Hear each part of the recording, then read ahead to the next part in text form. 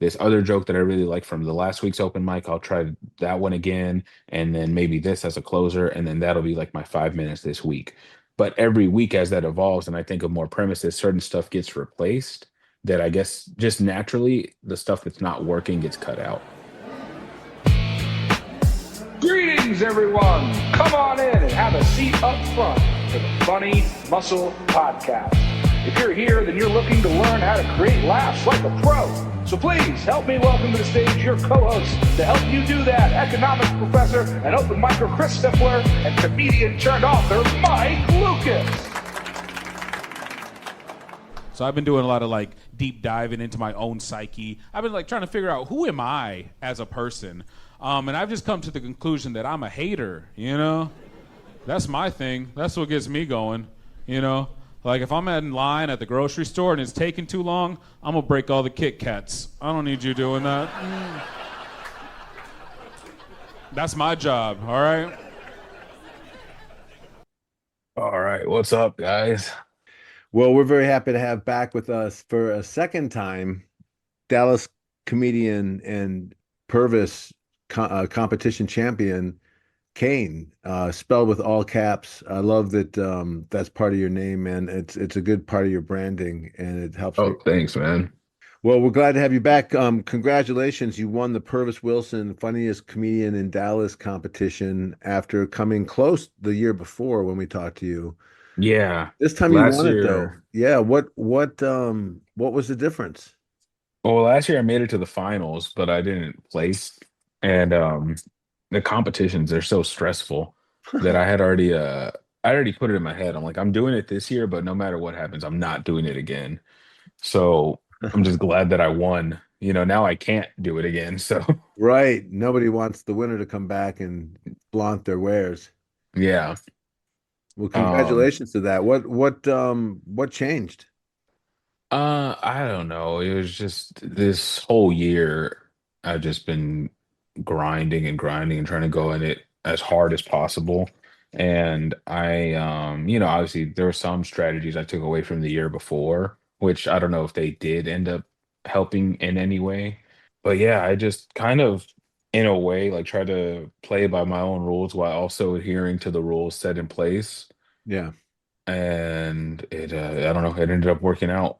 As a judge of the contest, I noticed your evolution of your set, of your persona, of your delivery, of your attitude Yeah. towards the whole idea of it. You're one of those comics that feigns a I don't give a shit attitude, even though I Hmm. know that nobody who gets to your level doesn't give a shit.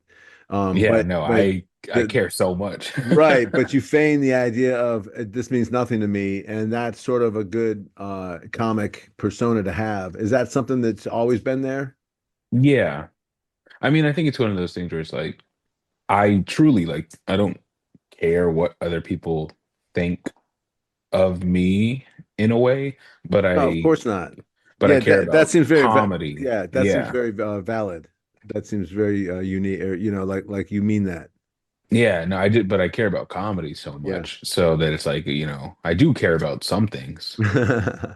And that's the thing that's the weird about comedy where it's like, I say so much like, oh, I don't care what anyone thinks about me. But this whole business is like, what do other people think of you? Yeah. Well, you're every night you're out there hanging it in front of drunk strangers trying to make them laugh as if Yeah. you could care less if they laugh, but you care. You want them all to be screaming, howling, and having the night of their life. That's Yeah. what the comic wants, right? Yeah. Well, what was your like to go walk through the process of winning the contest? What do you get? What is it that you why are you Um, different now? What so this year, part of the package was so DCC has been doing a lot of work with a Comedia, right. and so they were part of the prize package. So what comes with it is I think you get new headshots from Comedia. They help you build an EPK. On top of that, Dallas Comedy Club gives you a $500 check for winning and a headlining show sometime this year. Great. This year, meaning in the next year or Right, 2026. 2026. Gotcha. Yeah. Okay. And that's great. And that'll be the first time you've ever done that, right? Well, no, because I'm actually headlining the Addison Improv at the very beginning of 2026. Oh, so but I was meant at the Dallas Comedy Club. You've never headlined there, have you? No, no, I Yeah. haven't headlined anywhere. So your first headlining shot's going to be at the Improv? Yeah, Addison Improv. Yeah, Good for you, man. That's how yeah. well, we'll talk about that in a second, but the prize itself, $500 plus you get Hmm. a night at the club. That's a big deal, man. That's puts you in the next level of comic. Yeah, I mean, I like to think so. I mean, things have been white hot in terms of bookings and things like that, which I don't know if it is related to winning or to not winning, but my January of 2026 is going to be very, very hot. Yeah, well, that you deserve that. You live in a town that has 13 comedy clubs, or maybe it's 12, Yeah. with isn't there a punchline there now or something? Yeah, Punchline just opened up, so I think it was the weekend after the win, or maybe it was the weekend, maybe 2 weekends after, but they had Right. their soft opening.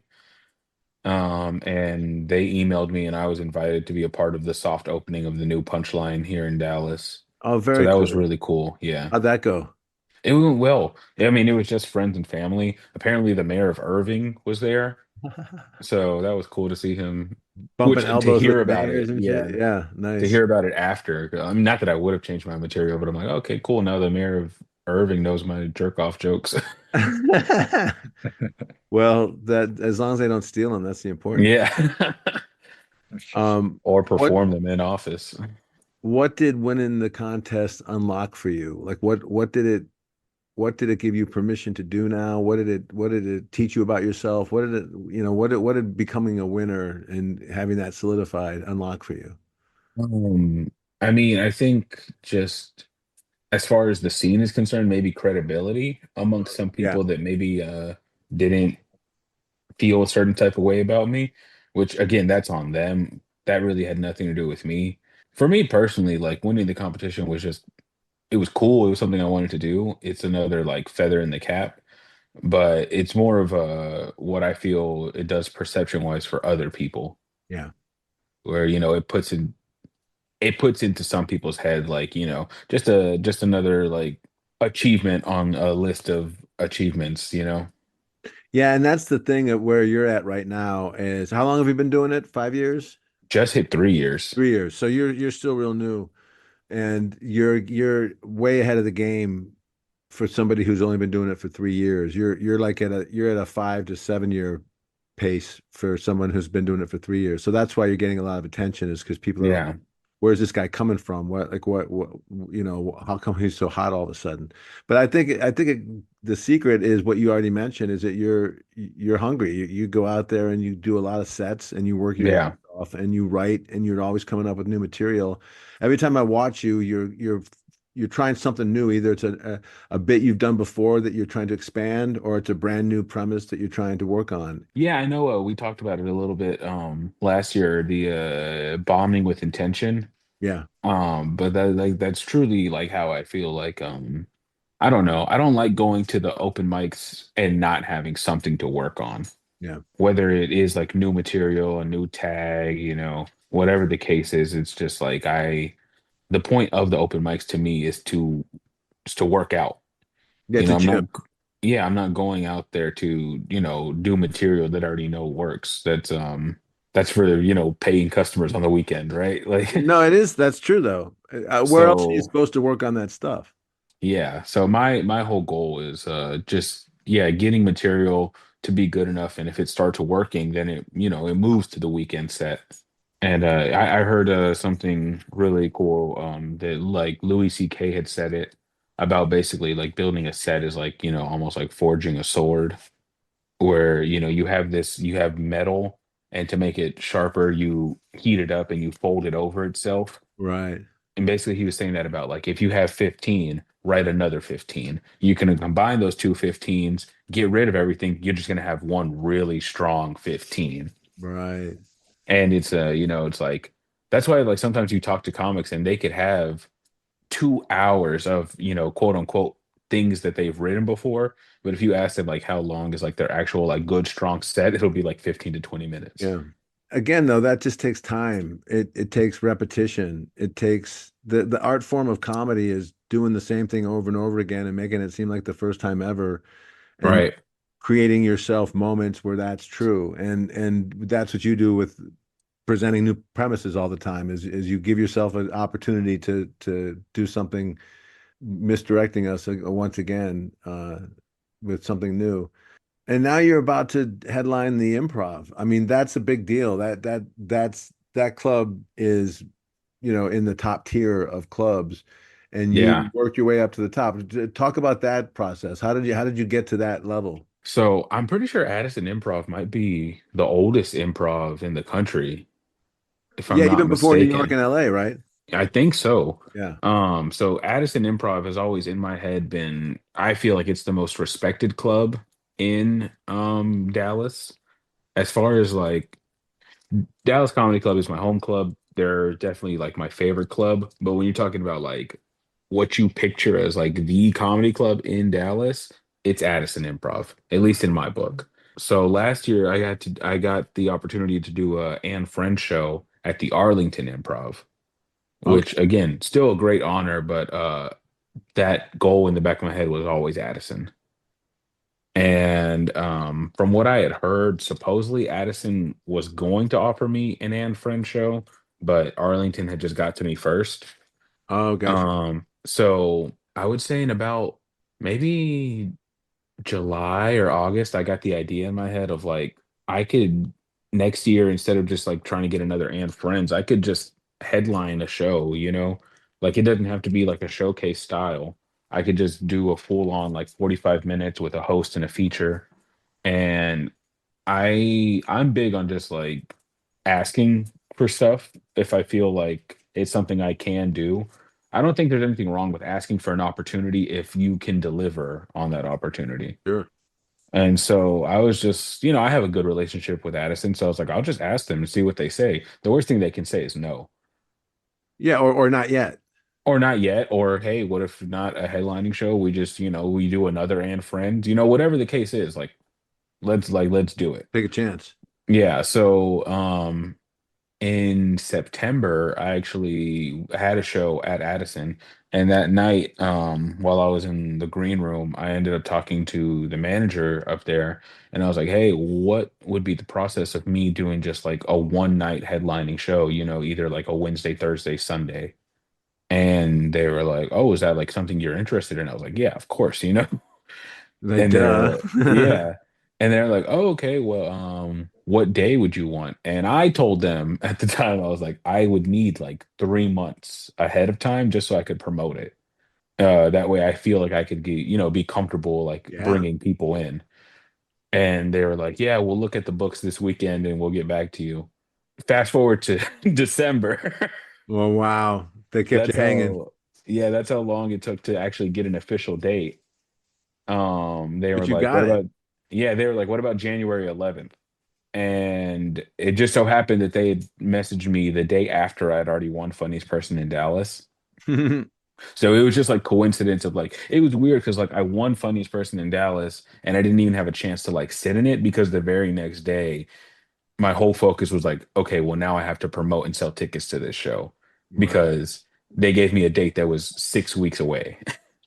God, that's a lot. What's your first step when in trying to promote a show like that? What is it, word of mouth? Is it social media? Is it all the above? Um, It was, well, I had this whole vision in my head of like what I wanted to do for the show as far as like I wanted to get new headshots. I wanted to do a photo shoot with like having a certain look. I needed to make a poster. Um, EPK? Did you have an EPK yet? I already have an EPK, but it needs to be updated. Boy, we'll talk Uh, about perfect timing with Comedia.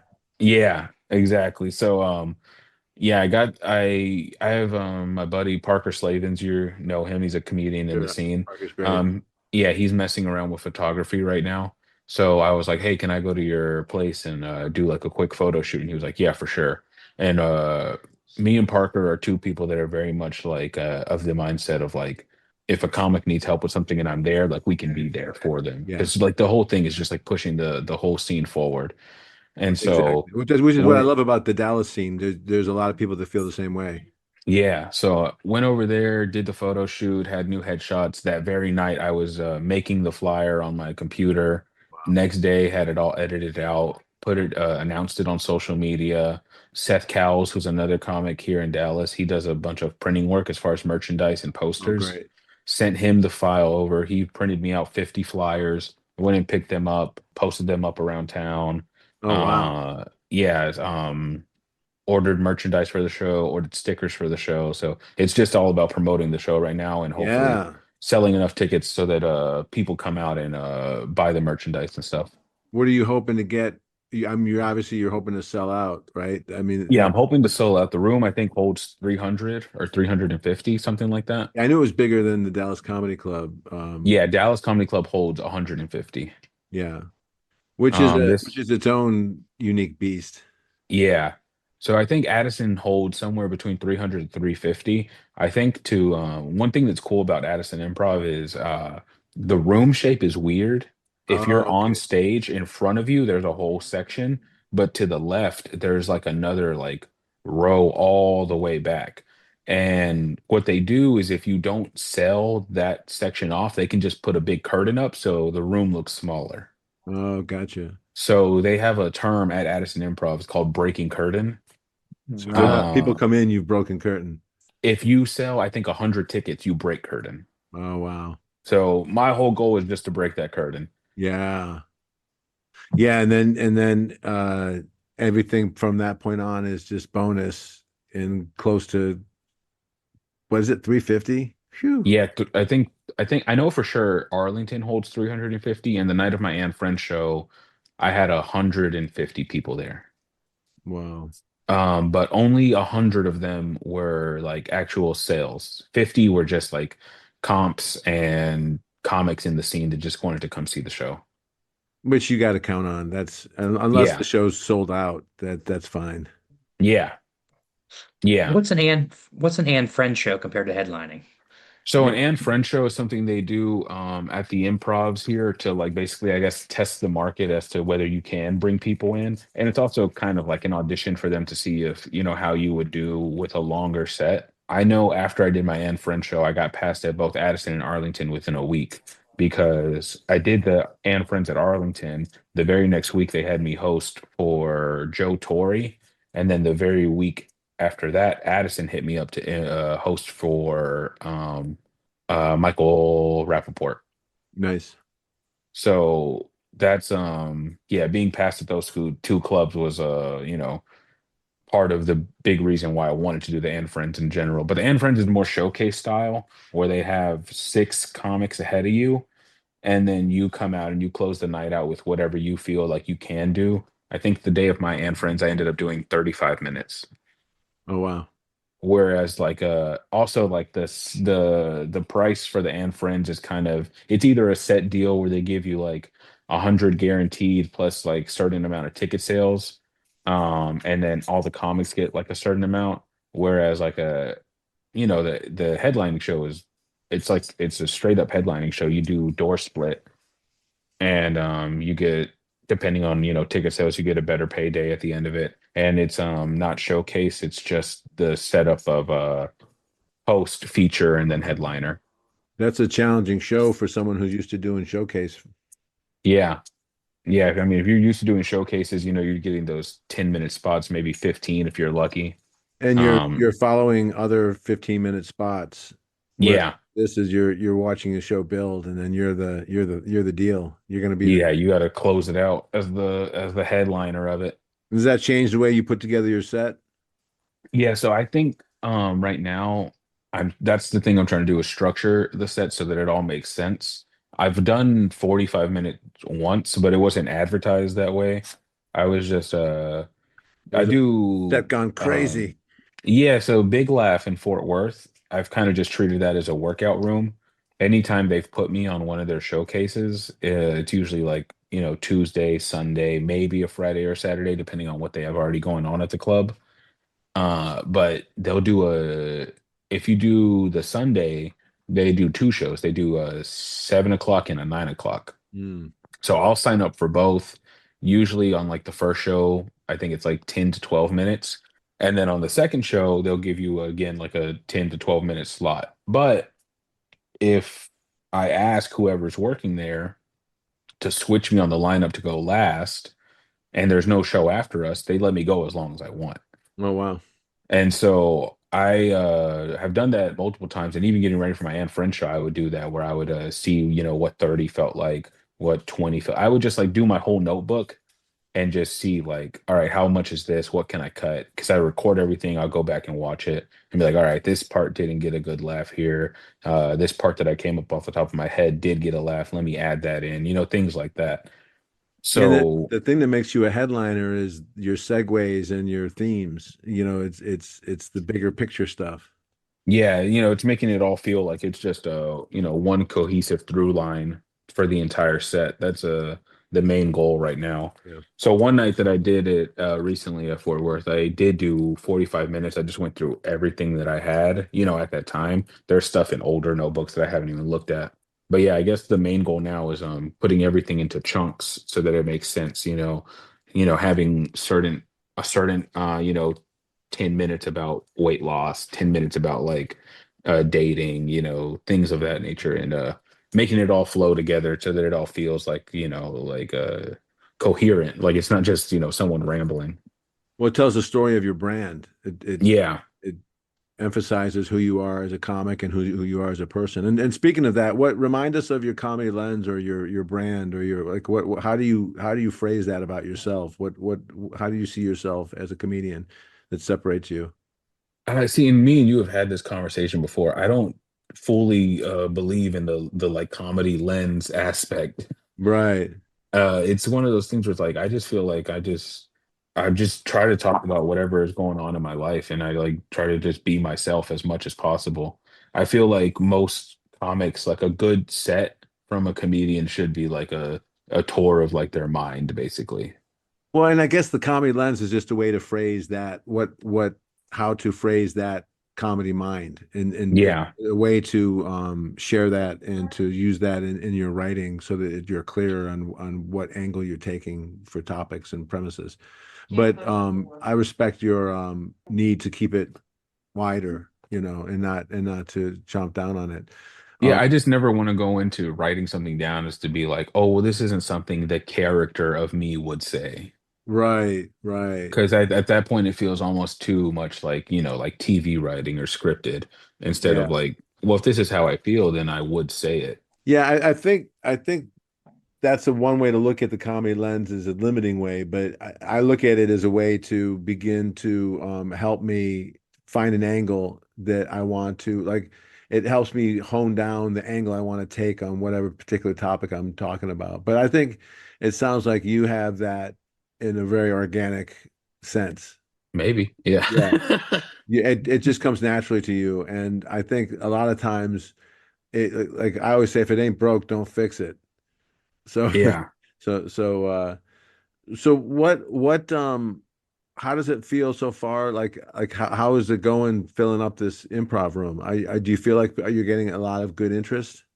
So last time I went to the improv was maybe 2 or 3 weeks ago. I can't remember if I had a show there, if I just went to go watch someone, but I ended up running into Billy, who's one of the managers at Addison, and he told me that some tickets already sold. He didn't give me an exact number, But you're but already getting putting numbers on the books. yeah, he said that I think the day we posted the link that I think like 3 or 4 tables had already been sold. Great. So that's Good good to start. hear. I don't know exactly how many tickets have been sold yet. I got to talk to him. Wait until like the holidays wind down, but I mean it's coming up. It's Yeah, it's the 11th. That's a Sunday after yeah, New it's Year's. about 2 weeks away at this point. Is the club going to do much promotion also? Now the clubs don't really promote that much. They kind of leave it up to you. They want to see if you can sell tickets. That's funny. Shooting themselves in the foot just to test you. Yeah. I guess that makes sense. What, how do you see the difference between the Improv and Dallas Comedy Club, like in terms of how you're going to set up your headlining spots? Obviously, you're going to try to get the good theme for both of them and get a good chunks that make sense and how they flow. But what's the difference between getting ready for 150 people and getting ready for, sold out and getting ready for a club that you're trying to break the curtain in? In a weird way, Addison feels more like aspirational. Mm, Like it feels just like depending on how this does leads to bigger opportunities. Not in a negative way towards Dallas Comedy Club in any way. It's just like Dallas Comedy Club just feels more of like that's my home club. Like right. it's gonna be more like fun at that place. Whereas Addison Improv is more of like proving myself. Yeah, that's a good difference. That it puts a different onus on the show and how it's going to go and how many people show up. Yeah. I think Addison feels more like an accomplishment, whereas Dallas Comedy Club feels more like a celebration. Interesting. So she starts hitting me rapid fire, all these conspiracy theories, one after the other. She's like, COVID's fake. The earth is flat. There's a glass dome around us. And I played along, because like I was just trying to get her home. So I was like, I'm going to show her I can do conspiracy theories too. So I was like, yeah, everything that you said, and also the moon landing was fake. I like crossed my arms, I was real proud of myself. And she looks at me and she goes, "Aw, you think the moon is real?" Well, I want to pick his brain about the advice he gave us last year. It was really good advice about how you don't never give up on a bit. Because if you thought it was funny, you'll eventually be able to find the punchline or work it or hone it or fold it into a sword, like he said. How has that changed? And like in the last year, has your ability to kind of like know whether this idea is going to work out eventually been improved? Um, did I say never give up on a bit? Yeah, that's, That's crazy. I give up on bits so quick. I think. Yeah, but your idea is probably different than other people's ideas of Yeah, giving up. well, my thing is like I'll do something. I have like an open mic set basically. Most open mics are like 5 minutes, so if I think of a premise this week that I want to work on, I'll be like, okay, at the open mic this week, I'm gonna do this premise that's gonna eat up about maybe 2 or 3 minutes, and then this other joke that I really like from the last week's open mic, I'll try that one again, and then maybe this as a closer, and then that'll be like my 5 minutes this week. But every week as that evolves, and I think of more premises, certain stuff gets replaced that I guess just naturally the stuff that's not working gets cut out. Then there's the weeks where I don't have any material and I'll go back into the notebook and be like, oh, this thing that I guess quote unquote never worked out, let me try that again. But yeah, as far as if it's not working, it's not working. And sometimes, you can make it work if you really believe in it and you try to like keep going at angles. But yeah, sometimes just stuff it doesn't work and it's not funny, or maybe it's only funny to like other comics, but it's not funny to like audiences. And that's yeah, those are just like it's not worth putting on a weekend set. There's certain stuff where it's just like it doesn't matter how hard you believe in it. A weekend audience is not going to laugh at this. Yeah, and a lot of times comics are laughing at it for a different reason. Yeah, they're laughing at the fact that it's not working. They're laughing at the fact that you have the balls to try it, Yeah. sometimes.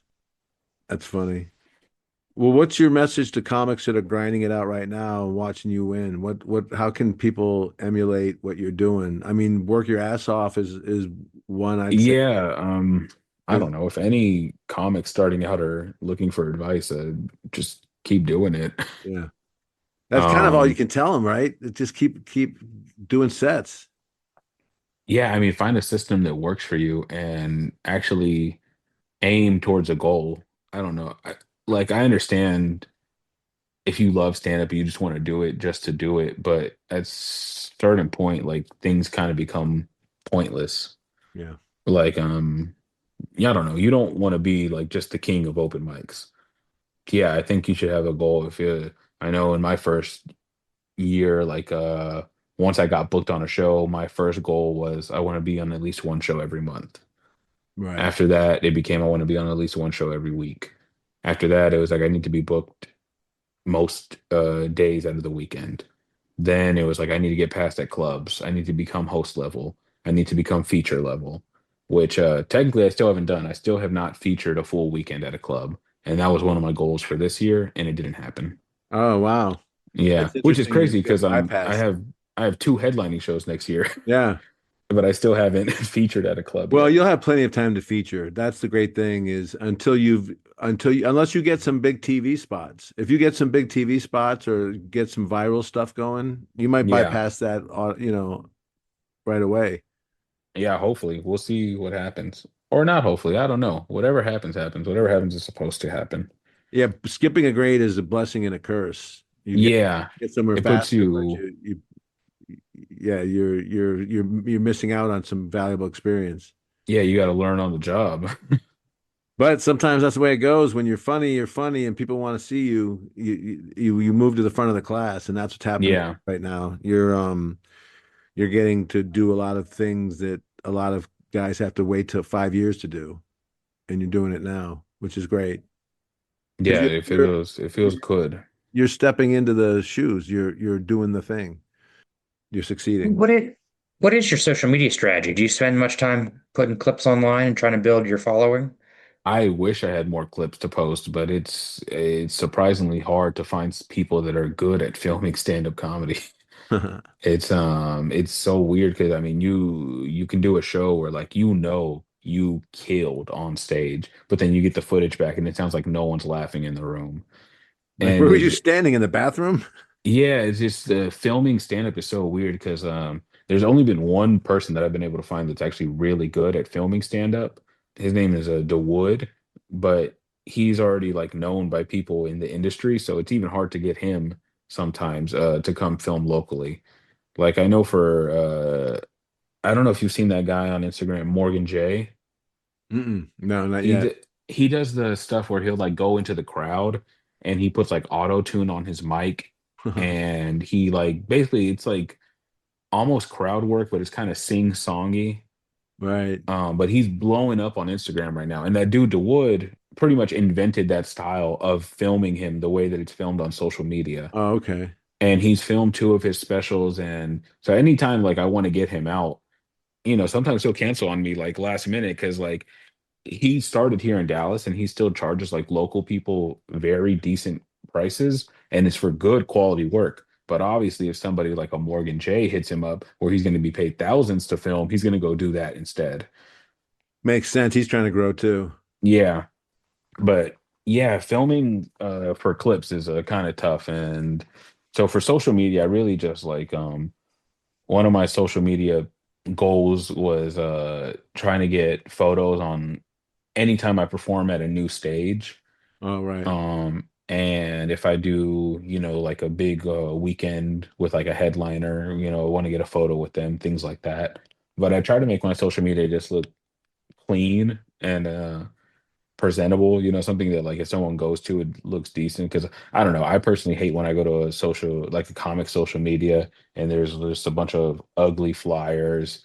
Like it doesn't seem like there's a theme behind it. There's not really like a bunch of photos of them or to be like bad quality photos because people that aren't your fans are going to go to this page and be like, oh, this looks like a mess. Right. Right. You're trying to attract new followers.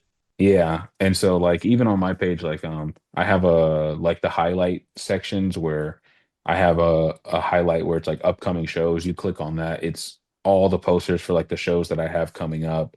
I have like past posters from this year, the years before, photos of me with other comics, photos of me on stage at certain clubs. Like that's all in the highlights. Just things like that.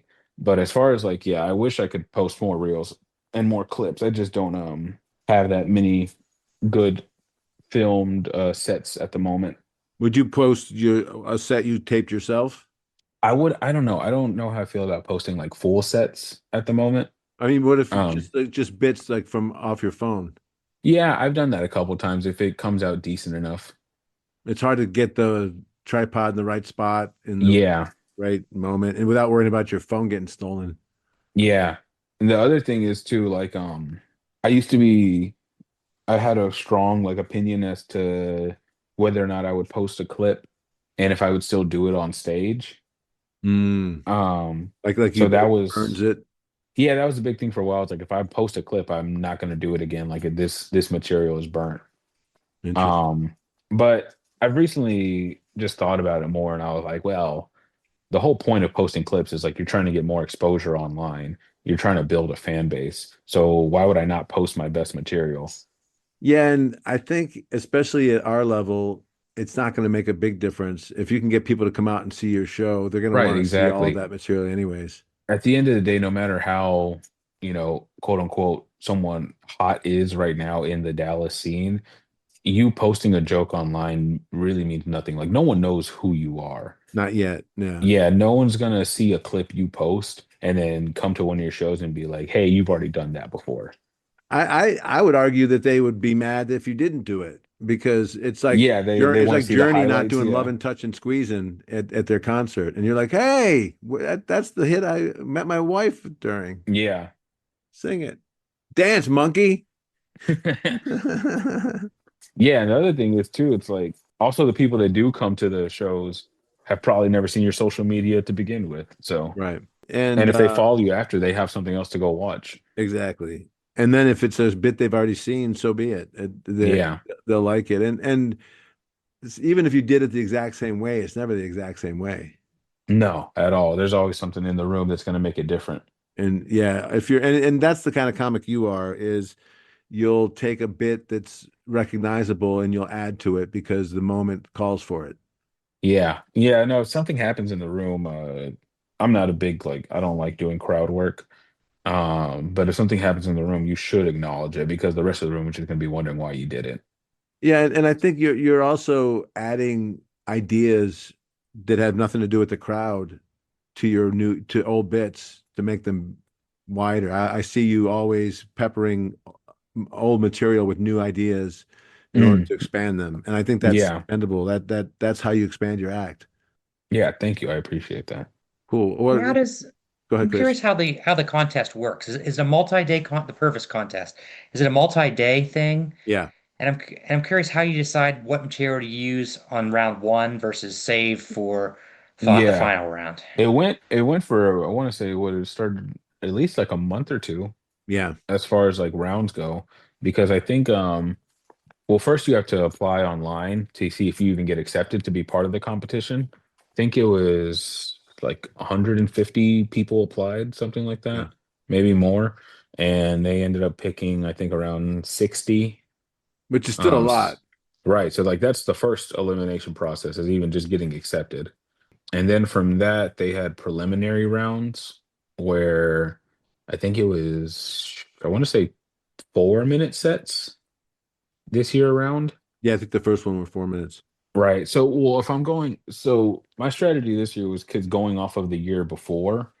The year before they had told us any material you do in the first round, you cannot repeat for the second round. But if you make it to finals, you can like repeat whatever you want. Hmm. Okay. And so that's what I was going into the mindset. And I think what messed me up in the finals last year was I did certain material in the second round that I repeated in the finals.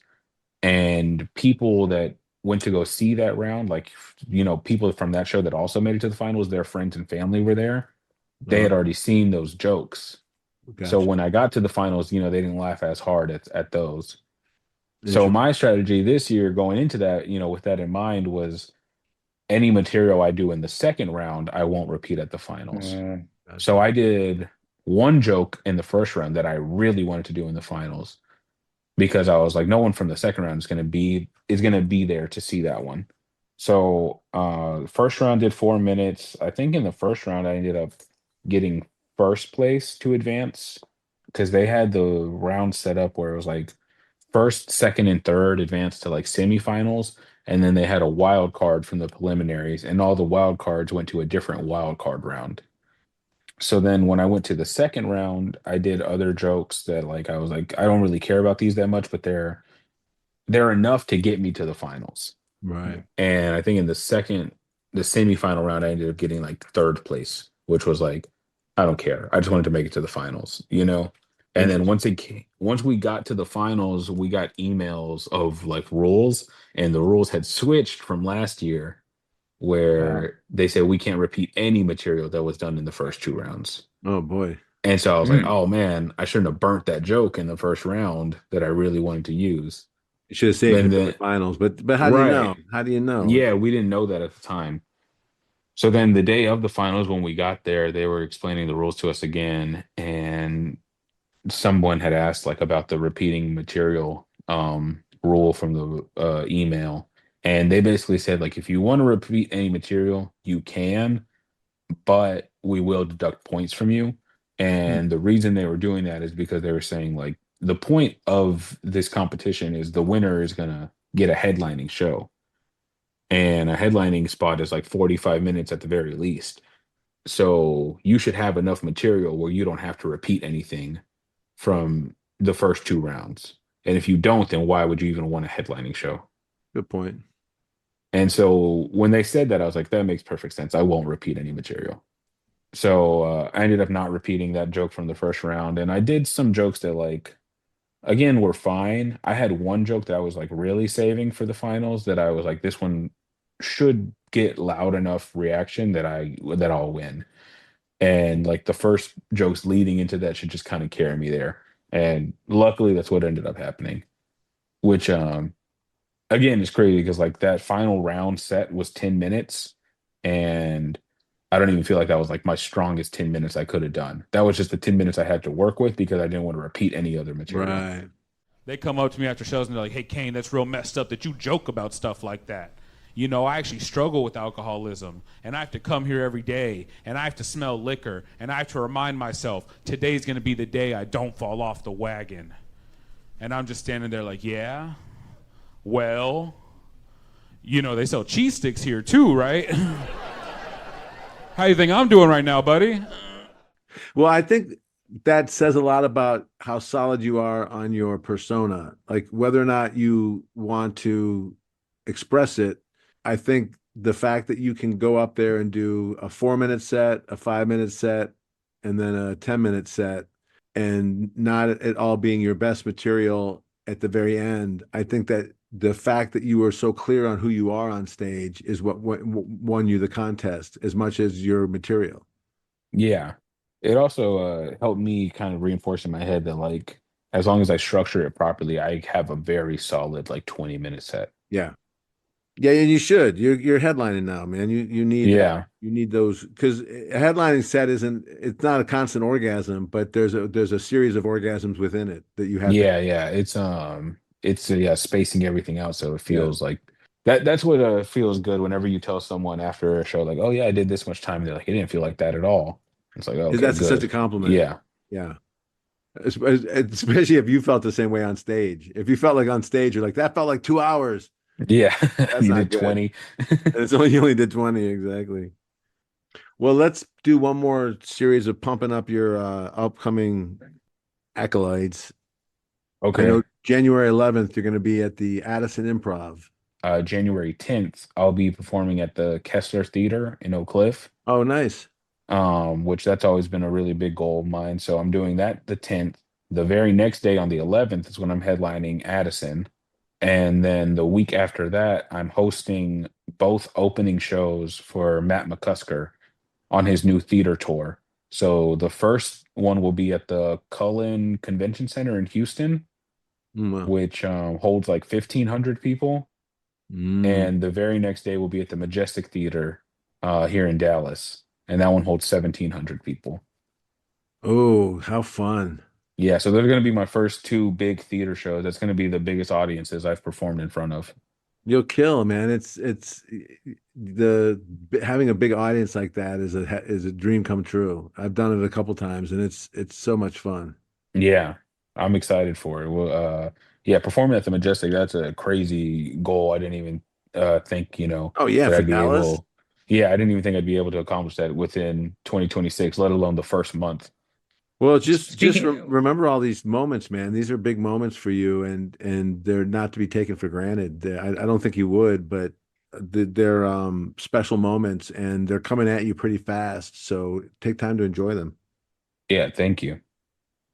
what else is your 2026? I know you're a big smart goal creator. What else is on your 2026 goals?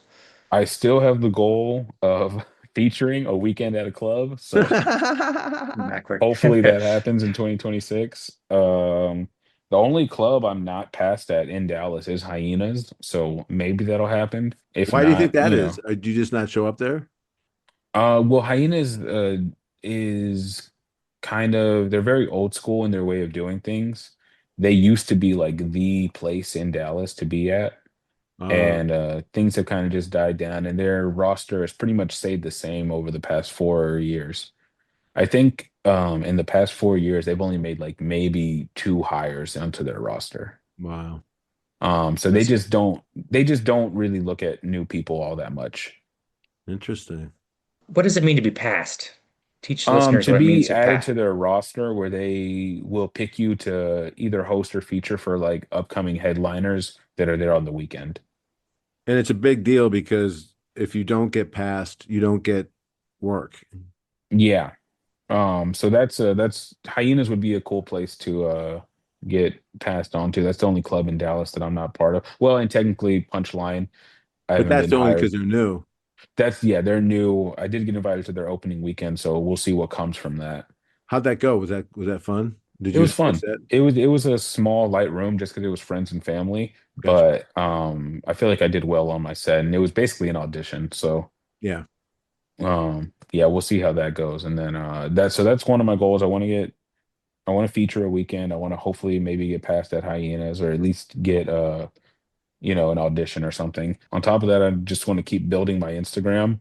Hopefully get into like 2,000 followers, maybe 3,000 followers. Yeah. A couple other things, just expanding maybe a little bit more outside of Dallas. I've talked to the people that run the Brick Towns over in Oklahoma City. Oh, okay. I haven't I applied one time to like get passed into their system. They told me to reapply with a new tape. So as soon as I get a new tape, I got to do that. And also maybe, breaking into like Austin, San Antonio, Houston. I mean, because that's the thing. I'm already, obviously things are going well for me here in Dallas. I already work some of the smaller cities as far as like, Tyler, Waco, things like that. And I'm already past at like the Grove in Arkansas. So if I could just, expand my market to a little bit more of Texas and maybe some of Oklahoma, I think that'd be really cool. When are you gonna quit your day job? Oh man, I don't know. Take your time on that one. You Yeah. can't go back. No, yeah, my day job, they work with me. So That's great. I don't have to, I don't see myself leaving for a while. That's great. Well, that's good that you got a job that does that and understands your needs, your comic needs. Well, we wish you the best of luck, Kane. I see a lot of big things in your future, and I hope they happen in 2026.